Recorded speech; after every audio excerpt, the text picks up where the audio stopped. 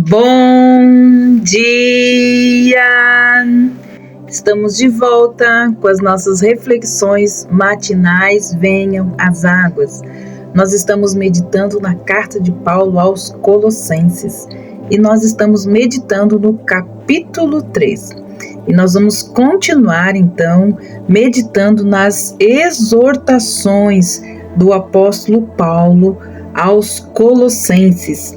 E ele está falando então sobre as relações interpessoais dos cristãos, dando então as dicas de como nós devemos viver. Todo aquele que está em Cristo e Cristo está nele, suporta uns aos outros, perdoam uns aos outros e são agradecidos. Capítulo 3, versículos de 13 a 15, que diz assim: Suportai-vos uns aos outros e perdoai uns aos outros. E se alguém tem um ressentimento contra o seu próximo, assim como o Cristo vos perdoou, também assim vós perdoareis.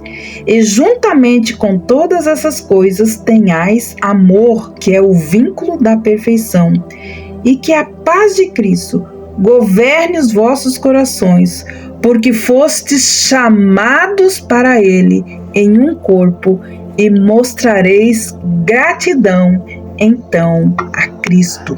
Sedes agradecidos. Começamos então algo muito importante e que muitas vezes os cristãos acham difícil, mas Cristo é o nosso exemplo. Então Paulo diz: suportai-vos uns aos outros. Essas palavras têm o sentido de aturar. Sim, aturar com paciência as faltas e maneiras estranhas de nossos irmãos na fé. Na lida com os nossos compatriotas, é natural que se descubram falhas. Há momentos em que só pela graça de Deus nós conseguimos aturar as idiosincrasias dos outros, e também deve ser difícil para eles nos aturar. Mas a palavra de Deus diz que nós devemos suportar uns aos outros, dar suporte, quando há fraquezas, porque todos nós estamos na mesma escola, passando pelos mesmos processos. Mas além de suportar, Paulo também indica aos cristãos de Colossenses que eles deveriam perdoar-vos mutuamente, caso alguém tenha algum motivo de queixa contra o outro. Então, são poucas as disputas entre o povo de Deus que não poderiam ser resolvidas rapidamente, caso os interessados quisessem seguir essas indicações. Devemos estar prontos a perdoar aqueles que nos ofendem. Quantas vezes já não ouvimos a seguinte queixa: mas foi ele quem me ofendeu? Por que eu devo pedir perdão ou perdoar? É exatamente numa situação como essa que nós devemos saber perdoar. Se o outro não nos tivesse ofendido, não haveria necessidade de perdão. Quando somos nós os ofensores, então quem tem a obrigação de ir e pedir perdão somos nós. Ser paciente sugere a atitude de não se deixar ofender. O perdão indica uma atitude de quem não quer guardar ressentimento. Dificilmente encontraremos maior incentivo para o perdão fora desses versículos. Pois assim diz a palavra de Deus por meio de Paulo: assim como o Senhor vos perdoou, assim também perdoais uns aos outros. Quando nós sabemos, reconhecemos o valor, a extensão, a profundidade, a largura do perdão que nós recebemos por meio de Cristo Jesus, então nós perdoamos. O que nos impede de perdoar e de pedir perdão é uma semente maligna que há em nossos corações, o orgulho. O orgulho é a ferramenta que Satanás usa para manter homens e mulheres ressentidos, amargurados. Como foi que Cristo nos perdoou? Ele nos perdoou sem ter motivo algum e devemos também agir assim. Ele nos perdoou livremente e nós devemos fazer o mesmo. Ele nos perdoou e não quis mais se lembrar das nossas ofensas, e assim também deve ser a nossa atitude. Devemos seguir o exemplo do nosso bendito Senhor, tanto na maneira de perdoar quanto no alcance do perdão.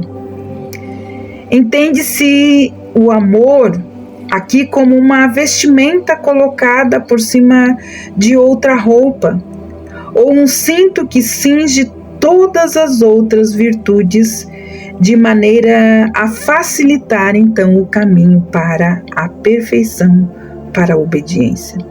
É o amor que sustenta as demais virtudes, formando então uma perfeita simetria. É possível manifestar alguma das virtudes mencionadas sem ter amor no coração? É possível suportar em amor? É possível perdoar como Cristo perdoou sem o amor sendo derramado em nossos corações pelo Espírito Santo?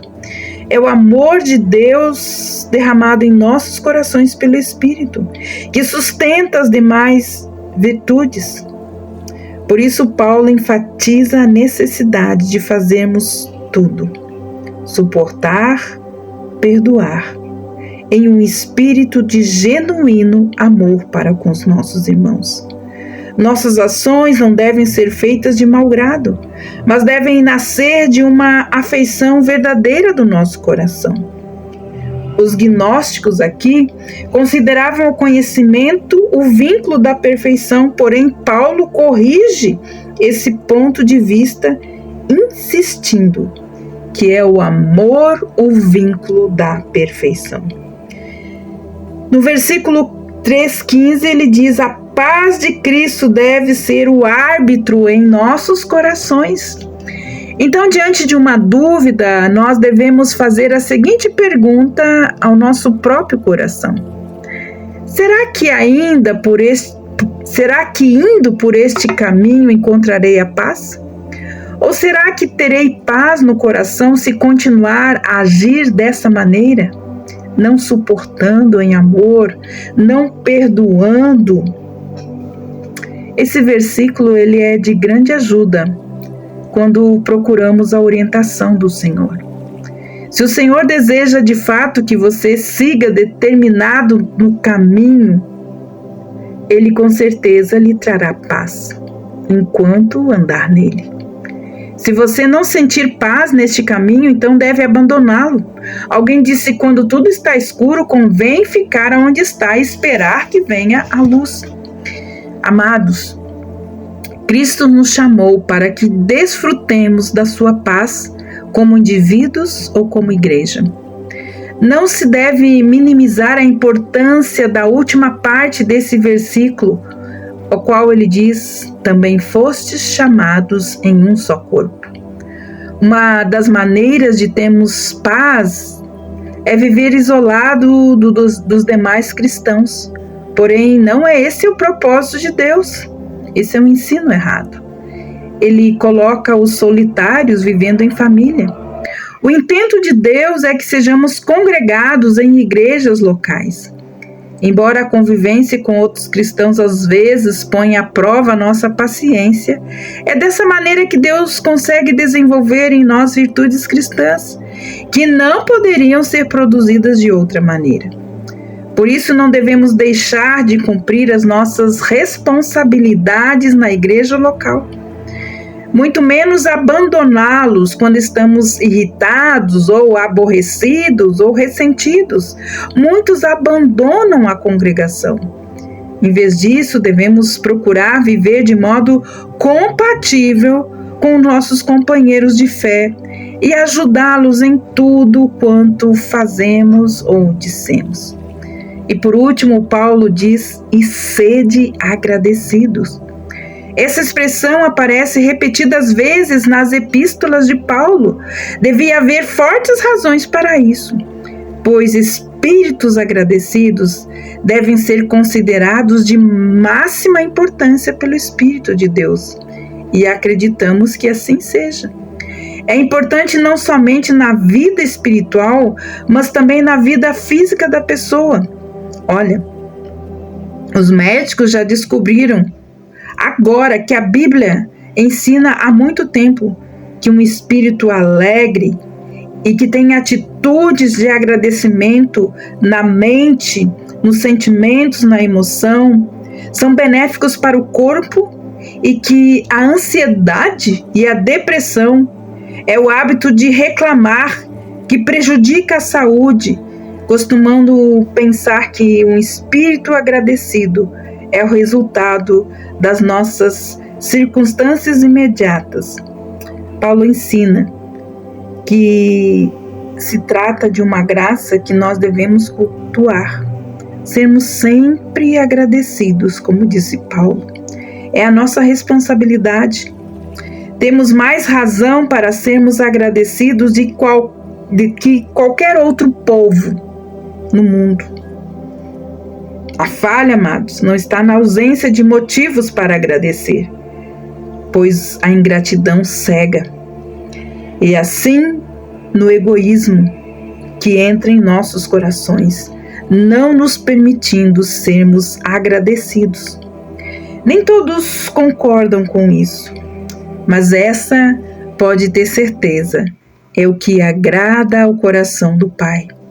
Suportar-nos uns aos outros em amor, perdoar-nos uns aos outros como Cristo também nos perdoou, manifestarmos um amor para que a paz de Cristo reine em nossas vidas, em nossos corações, e nunca deixarmos de sermos agradecidos, pois olhe para dentro de você, olhe para a sua vida e olhe que existem muitas razões para agradecer, se você não tiver um coração ingrato e egoísta.